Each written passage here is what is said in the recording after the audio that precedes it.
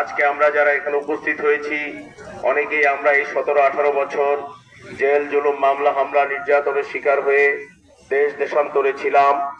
আজকে মহান রাব্বুল আলামিনের অসীম কৃপায় এই স্বৈর শাসকের পতনের পর আমরা সবাই এখানে একত্রিত হয়েছি। এজন্য আমরা মহান রাব্বুল আলামিনের কাছে শুকরিয়া আদায় করছি। সম্মানিত সুধী মণ্ডলী, ইতিমধ্যে আপনারা জানেন বাংলাদেশে বর্তমানে তত্ত্বাবধায়ক সরকার রয়েছেন। তত্ত্বাবধায়ক সরকার রাষ্ট্র পরিচালনা অধিষ্ঠিত রয়েছেন, তারা তাদের মতো করে রাষ্ট্র পরিচালনা করছে। আমরা যারা বিএনপির নেতা কর্মী রয়েছি, আমরা যারা এই দলের সদস্য রয়েছি, আমাদের লক্ষ্যে আমাদেরকে পৌঁছতে হলে আমাদেরকে পরিশ্রম করতে হবে।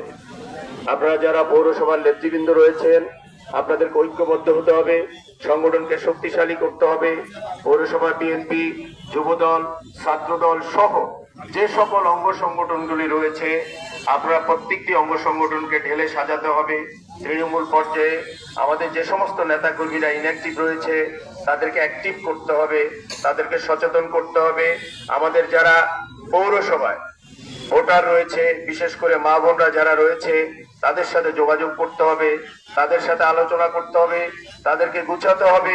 নির্বাচনের সার্বিক প্রস্তুতি আমাদেরকে নিতে হবে। আমরা শুধু বড় বড় ইফতার পার্টি করে মঞ্চ সমাবেশ করে বক্তৃতা দিলেই হবে না।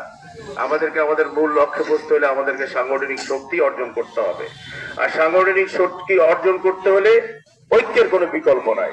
হাফিজ ভাইয়ের নেতৃত্বে, লালমোহন উপজেলা বিএনপির নেতৃত্বে, লালমোহন পৌরসভা বিএনপির নেতৃবৃন্দের নেতৃত্বে সকল অঙ্গ সংগঠনকে ঐক্যবদ্ধ হয়ে শক্তি সঞ্চয় করে আগামী জাতীয় সংসদ নির্বাচনে আপনাদের আমাদের প্রাণপ্রিয় নেতা, দক্ষিণ ভোলার কৃতি সন্তান, বাংলাদেশের গৌরব, ভোলাবাসীর গৌরব, দক্ষিণ বাংলার গৌরব, আমাদের প্রিয় নেতা মেজর হাফিজউদ্দিন আহমেদ বীর বিক্রমকে নির্বাচিত করতে হলে আমাদের ঐক্যবদ্ধ হয়ে শক্তি অর্জন করে আগামী নির্বাচনে ঝাঁপিয়ে পড়তে হবে।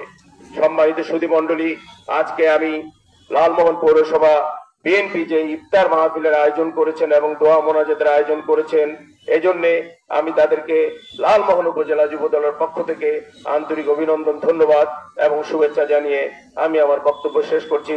খোদা হাফেজ। বাংলাদেশ জিন্দাবাদ। বাংলাদেশ জাতীয়তাবাদী যুব দল লালমোহন উপজেলা শাখা জিন্দাবাদ।